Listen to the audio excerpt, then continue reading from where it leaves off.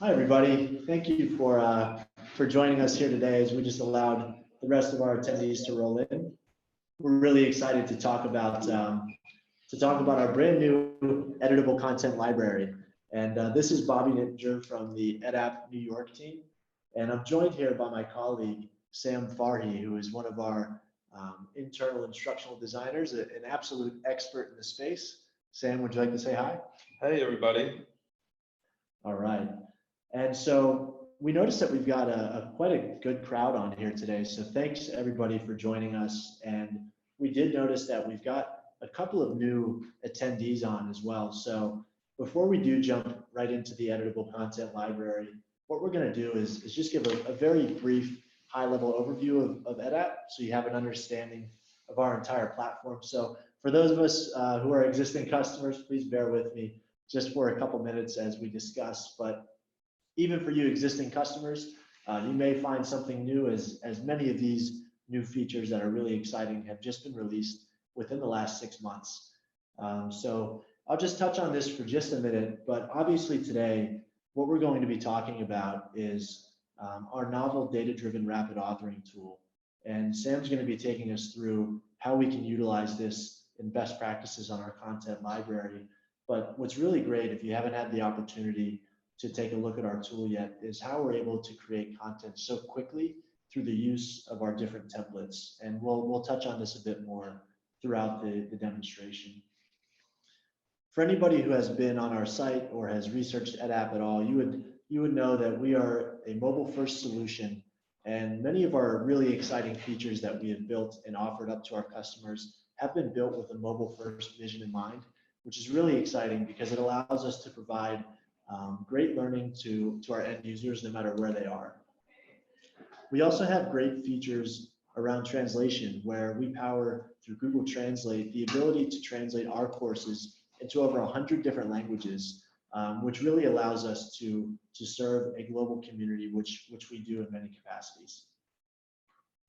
We have very exciting features around gamification and real rewards, which we find is a great way to engage your learners and really keep them excited and keep them coming back to the application to consume all of that courseware that all of the authors on this webinar are working so hard to create day in and day out.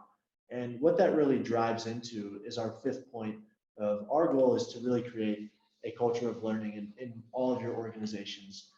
The last thing that we want are your end users to feel like, oh my God, I've got another training I've got to get to. We want them to really feel excited. They know it's only going to take them a few minutes, and they may even have the opportunity to win some real rewards or even score some points. And then obviously for everybody who's on the line here, we understand how important it is to track all of that hard work that you're putting in creating the content through our really robust reports and analytics suite. We also have really exciting features like offline mode, taking into account that perhaps all of your learners don't always have access to the best connectivity, and we still want them to be able to consume all of that really great content that's being created. So we provide the ability to do that through our offline mode feature. If anybody is familiar with spaced repetition, we have a really exciting feature called Brain Boost. And one of the best parts about Brain Boost, specifically for everybody on the line here today, is that it's really a set it and forget it method, where once you decide which topics are most important to you and your organization, that daily quiz will be delivered automatically through machine learning.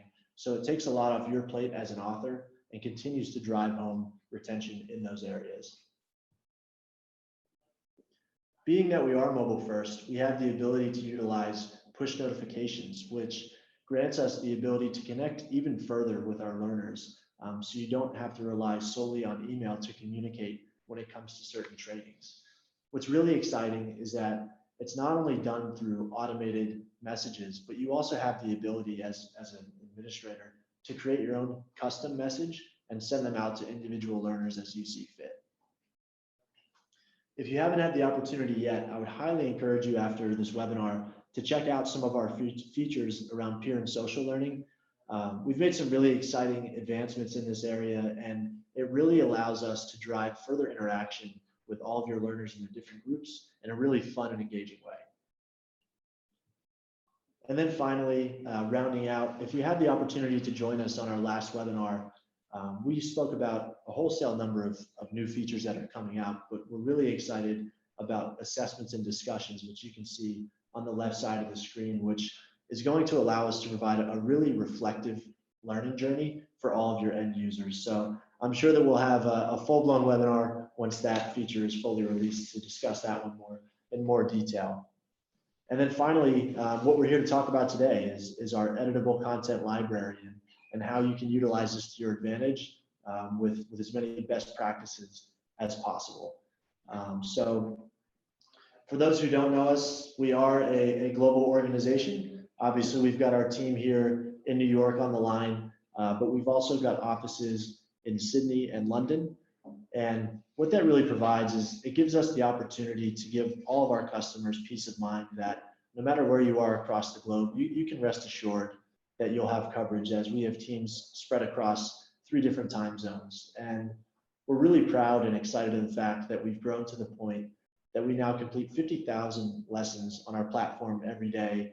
And really, it's just a huge tip of the cap to all the thousands of authors in our community that are providing some really great content, that are keeping all of the learners excited and coming back every day and allowing us to host all of these lessons and driving further learning across your organizations.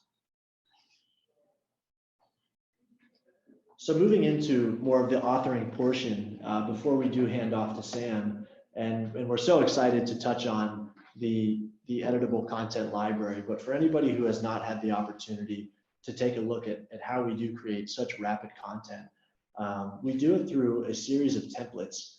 And what you'll see on screen here are a number of different templates that we offer. We have over 80 different templates throughout our library now, but what you'll notice is just how beautifully and how custom branded you can make them so that everybody within your organization or whoever your end learner may be, they're consuming content that really encapsulates all of your values. And Sam is going to take you through some best practices on how you can do that today. So when talking about data-driven authoring, we're really just reaching the tip of the iceberg here, and we're very excited in driving further interaction throughout our community of authors. And so what you'll notice here, what you're seeing on screen is the actual template library itself. And on the right hand of the screen, you'll see real template activity that's going on throughout our authoring community across the globe in real time. As well as below each template, you'll notice how many times the template has been used, and each star indicates how many times it's been favorited. And what this really does is it allows us to provide inspiration not only to new authors who are using the tool for the first time, but even for existing authors who are coming back and want to keep ideas fresh. They're able to see what their peers are doing across the community and able to build the content as quickly and effectively as possible. So now what we're all here to talk about today is our editable content library. And typically in the past, when you wanted to take existing courseware and you wanted to add it into your account, one, you either had to pay for it, and two, once you did pay for it, you didn't have the ability to really make it your own. And so we've taken both of those challenges and thrown them to the wayside by providing a completely free editable content library that allows you to pull completed courseware and completely reshape it and rebrand it to the way that you'll see is most effective to your organization. So we've provided a wide variety of topics that we feel would be applicable to many organizations across many different industries. So in taking a look at what we have available right now, and it's really exciting that this was just released in December and we're already up to 25 customizable courses and counting.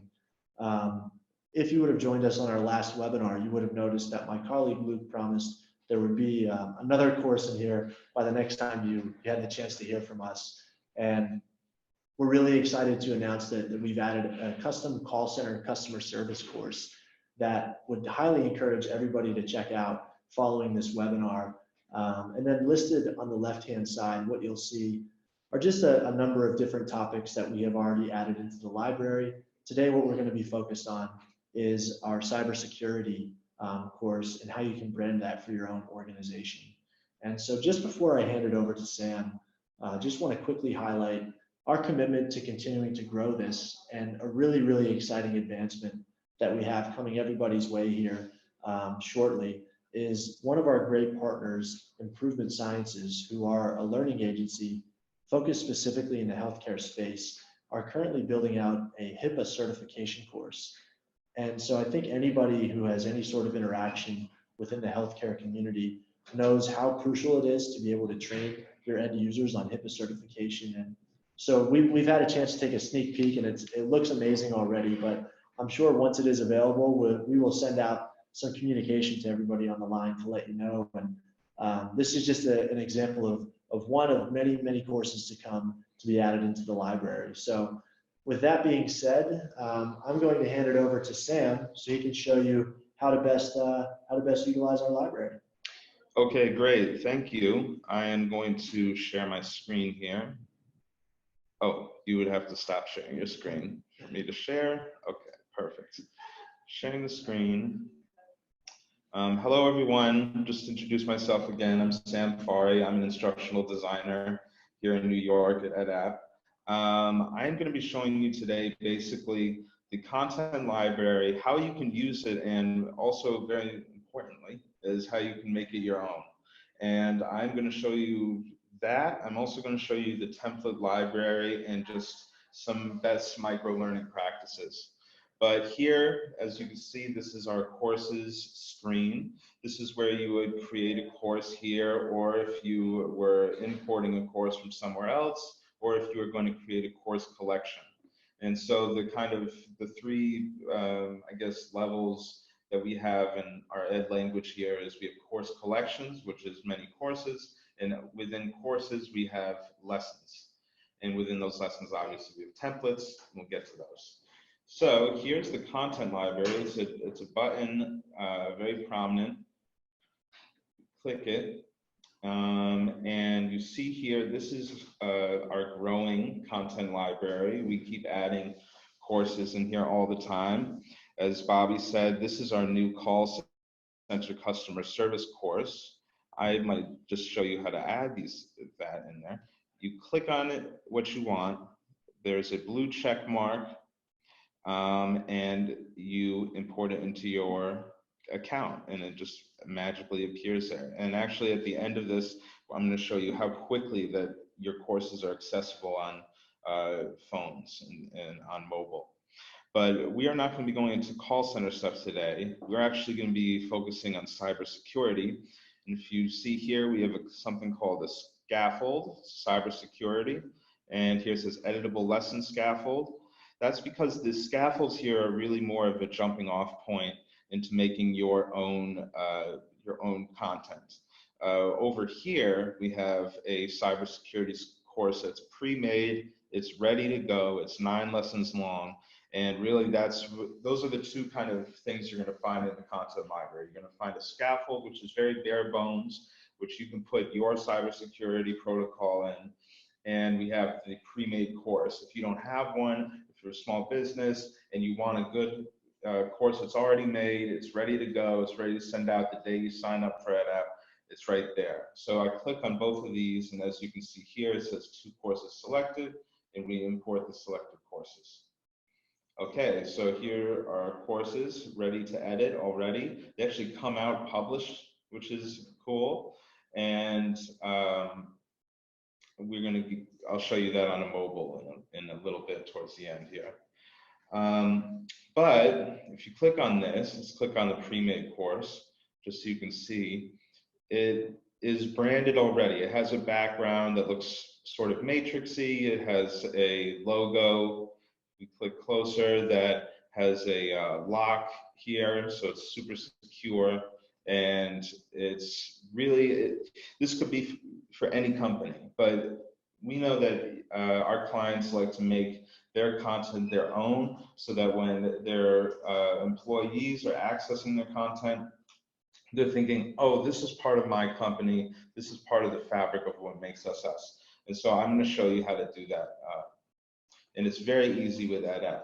And I'll show you how. There's a branding tab right here, and I'm actually going to do this in the scaffold course. So there are 2 levels of branding. Actually, there are 3 levels of branding, but we'll go over 2. The 2 of them are the course level and the lesson level. While the courses are shown right here, this is the course level of branding. So that means anything that I put into my branding at a course level will appear in all of my lessons. Now, if you want to have a lesson be different, you can click on branding on a lesson level and make it special for that particular lesson within a course. But we're going to deal with the course level branding today. So as you see here, we have kind of a blank cover, our scaffold thumbnail. We're going to change those things, and we're going to do it with a click of a button. And I will show you this now. So this thumbnail, we already have a thumbnail, it's that scaffold thing. I'm going to remove this.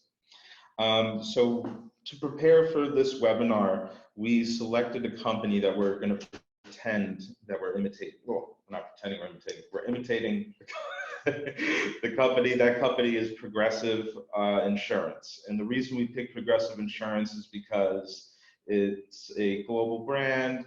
Our clients know what it is, and the branding is pretty recognizable. And I'm just going to show you a few things of how we're going to make this course here a progressive course. So the first thing that I like to do is upload a logo. Now this is what would be on the top left corner of all of your lessons. This is the progressive logo. As you can see, it's very long and it would take up a lot of space. So what I'm going to do is use a square of this, and this is the P, the shorter version of the logo, and that is right here. This is a PNG file. Now it's important to notice that everything in EdApp, we completely adapt to different file formats. If it's GIF and it moves, it's going to move in EdApp. If it's a PNG, it will be see-through as opposed to a JPEG. JPEGs are not see-through, and you'll see in our thumbnail here that I'm going to load in, this is the JPEG version. It has a white background. This has a gray background for now because it's going to take the background of our course. There it is. Okay, that's the logo. Open that. We're going to put in the thumbnail, which is right here. And these are going to be good to go. Now you see here it is. There's the thumbnail. If I click back here on the lessons, you're going to see that the P is on this lesson. We're going to have to change the other lesson in the course so that it is going with the course branding. So this is important to notice. Boom, put course branding on here. And now this lesson also is the P logo. So we're going to go back to branding. This here is going to be the cover image. This is what your learners are going to see in their app. So the cover image is pretty important for your learners. This is their introduction to the course. Here, the thumbnail is really for your admin team. That no one's going to see that except your admins and your authors. So for the cover image, I have a keyboard background, and I thought that was appropriate because we're talking about cybersecurity. And if you notice here, let it load, but if you notice, there's the cover. This is what your audience will see. We like to have very light or very dark images if we have images in the background, and that's just so you can read the text. Here you can change the color of the text. This is black, so it's on a white background and you can read it. And what we're also going to do is change the color scheme. Because we're going to have a white background on our course, we're going to change our color scheme so that it has black text throughout the lesson. Now, if you notice here, these blocks inside of these schemes, this is what color the text will be, and this is what color the backgrounds will be. If you have a background image, this part will be completely taken over with the image. So I'm gonna click here. Now we have a black, we're gonna have black text, and I'm gonna load in my background image, which is of Progressive's flow. So here it is. Boom. And if I click on lessons, voila, we are one step towards a progressive lesson. Now, if I click on it, I'm starting to see the branding in the background. I have the P here. I'm going through, I might want to change some of this just so it's more on brand. And I'll show you how to do that.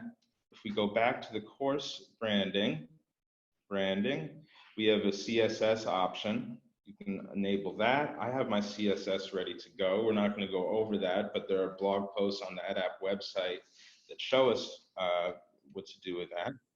And if I click on lessons, now it has a blue indicator bar, the progressive blue. It has blue navigation here, and the buttons are also going to be blue as well. See, the buttons are blue here. So now this is really of the company. It's ready to go. We could start publishing things now and it'll look great. All right. Now I'm going to go into here, which is the edit lesson content. I'm actually going to do it on the scaffolded course, the scaffolded lesson. This is, so all of our scaffold lessons will have a sample lesson to start with, and then they'll have this custom lesson here. And this is where you would fill in your own material. I actually have some material that I made, but is pretty close to the kind of material that we get sometimes, that we're going to be converting into a micro learning lesson that's fun, exciting, it's on brand, and it's great for people to use. So this is a typical cybersecurity lesson. It's a PowerPoint. There's the badge, so you know what we're getting into here. And there's a lot of text. Now, the thing is with EdApp is that we like to keep our lessons short. We like to pair text with images and sometimes sound, sometimes video, and just keep things going and moving for the audience. We find that if content is delivered in different ways that are not predictable to your employees, that they are going to spend more time with it, they're going to have more fun engaging with it, and they'll retain information easier at the end of it. So here is some information. Now this is using a password manager. It's in a pros and cons format here. I'm going to take this, I'm just going to copy and paste it. So I think I know a perfect template for this to go into. And if we click on edit lesson content, okay, so here are all the slides here, and pros and cons. So there's two areas. We actually have this great comparison slide that I think would work perfectly for this particular content. And the more you get into the authoring tool, the more you're going to say, oh, that template works perfect with that content. So I'm just going to put in our pros and cons. The pros will be before, the cons will be afterwards. And as you can see, there's the content, but it's not in the format I'd like. This is where we use something called markdown language. So if I do this, and 1 dash 1 space, 1 dash 1 space, I create bullet points. And all of a sudden, boom, it's ready to go. Boom, boom, boom. And we have guides for markdown language to help you with the text. We can even do things like highlight this, and up here we have a bold, italics, and bigger. I'm going to make this bigger. I'm going to make cons bigger. And now when I go across, I go, oh, here's the pros, here's the cons, pros, cons. And I'm going to say using password managers. Now all of a sudden, I made that one PowerPoint slide more engaging to my learners. They're actually going to interact with the slide to get the information. And if I wanted them to really retain this information, I would add an interactive slide after this. I know this is interactive, but I'm going to show you what I mean by an interactive slide. When I click on add a new slide here at the bottom, this is our template library. There are basically 4 kinds of templates. We have our content templates, our interactive templates, which are down from concepts to relationships. I call these the interactions. This is our game templates, and here's our survey templates. And we're not going to get into surveys really, but I'll just show you very quickly. These are very easy free text survey templates. If you want to have a qualitative answer, you would use a free text and you'll see what user said what. and you could ask anything here. Here's a slider where you could ask your employees how confident are you in this particular skill, and you get a quantitative answer. But going back to the content slides, so basically I would say a lesson is really made up of contents, slides, interactions, and usually a game at the end. And the real golden ratio for microlearning that we find is most effective is one content slide to one interaction. And the reason for that is if a learner knows that they're going to be tested at any moment, they're going to be paying attention at any moment. So this was the comparison slide that we used before. I would use a interaction slide to go with that. You could have one of these, which are more fill in the blank slides. This is a crossing out word slide, and this is a different kind of fill in the blank where you type out the letters. We have a multiple choice section here. I love this slide. I'm going to use this. Now this is a chat slide. It's going to say the customer asked this, they have a question, and then you have answers here. The reason why we like this so much is because it puts your learners in a real life situation. You could say, let's say the customer was asking, should I be using a password manager? And this would be probably different if this was with your employees. You might use a different slide, but for our purposes, let's say the customer asks, should I be using a password manager? And you say, you know, I think they're awesome. They're awesome. I don't have to think about passwords. I would actually put this in my incorrect answer field. So you have your correct answer, you have your incorrect answer field. No, never use them would be another incorrect answer. And excuse my grammar, there should be a comma there. Correct answer might be, let's explore the pros and cons. Excuse me, pros and cons. I would do that. Okay, well, the jury's out on the spelling of that. Put that there, and you would click on one of these, and your learner would click on one of these answers. It would say, okay, I'm done. If I clicked on this, it would go, let's go back actually. So you click on your answer, right? Let's explore the pros and cons. Okay, I'm done. And that would say that's correct.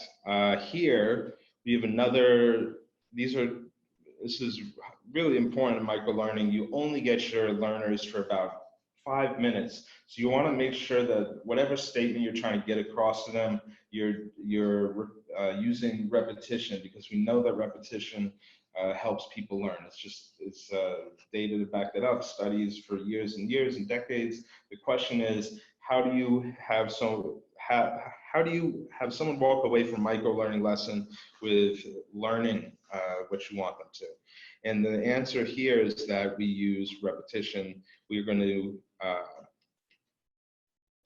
to use the core message slide here. In the core message slide, we really repeat the answer in the most plainest terms. So we say, it's important to discuss the pros and cons with customers. And then here in the answer text, we are going to say the same thing, different words, and add context to it. So when talking with customers, let them know you are there for them and you will explore options together. Now, what I just did here is in the comparison slide before, we have the pros and cons. We have the pros and cons mentioned here. We have the learner clicking on it. We have the core message reinforcing the message, and then we have the answer text reinforcing the message as well. So they just received that message about 3 times in 2 slides. And that's how we use repetition in microlearning. And that can also go into our game slides where you can repeat the message again. And if you click in outside of this authoring tool, you can actually turn on a review slide so it can repeat the message again. So that's about 4 or 5 times that you're going to get the message to your employees. And we find that the retention rates are extremely high in EdApp, and we pride ourselves on that. I'm going to show you a few more slides here. Another great slide to start with early is the scratch slide.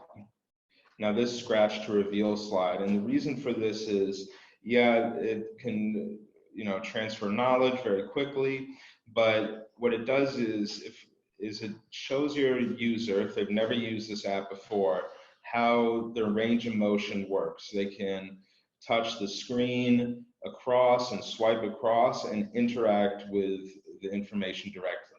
So we like to put this probably in around the first couple of slides, first few slides. And what that'll do is it will show them, hey, you can interact with this lesson throughout the rest of the time.